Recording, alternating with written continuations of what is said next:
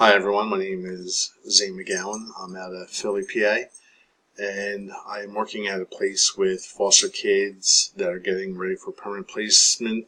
Typically, adoption or aging out of the system is what permanent placement ends up being. The thing I'm excited about, I guess, the fact that we are this far into the program and we have just another milestone, work on getting out of the way. As far as placement itself, not one of the 5 choices I had picked. Working with foster kids, definitely not what I wanted to be doing.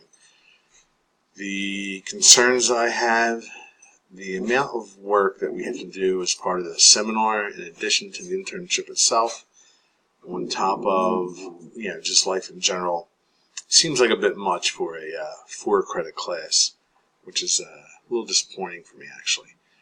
What will I do with the excitement and concerns I have? Stuff them in a box and shove it deep down until I never think about it again. That's a joke.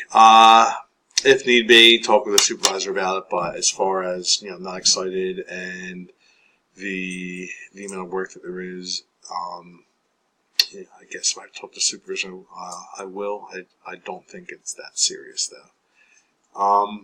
Other than that, I'm looking forward to getting this class done over with, and enjoy talking to you guys in the future.